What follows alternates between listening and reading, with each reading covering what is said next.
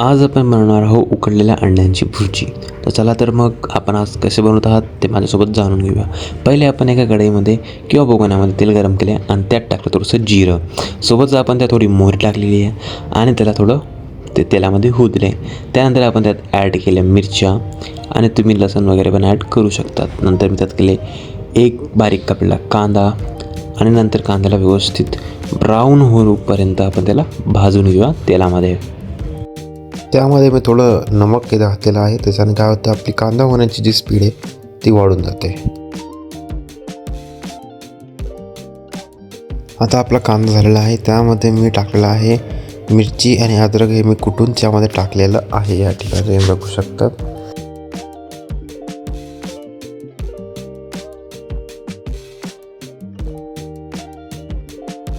नंतर मी त्यामध्ये घातलेला आहे घरी केलेला एक मसाला आहे जो मी टाकला. थोडीशी मी त्यामध्ये हिंग पण टाकलेली आहे. सोबतच मी त्यात टाकलेली थोडीशी हळद आणि गरम मसाला. हे सर्व टाकून आपण त्याला चांगल्या प्रकारे मिक्स करून घेऊया.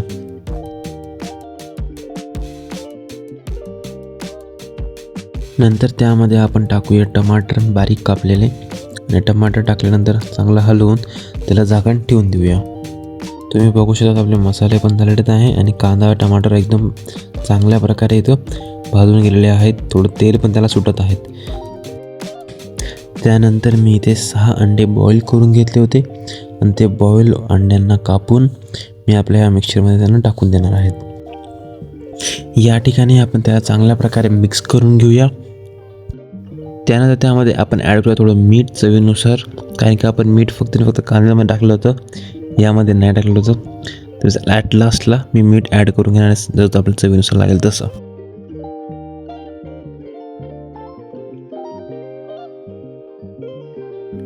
इथे आपली बॉईल अंड्याची एक भुर्जी रेडी आहे. तुम्ही नॉर्मली खाऊ शकता, तुम्ही पोळीसोबतही खाऊ शकता, तुम्हाला आवडेल तसं.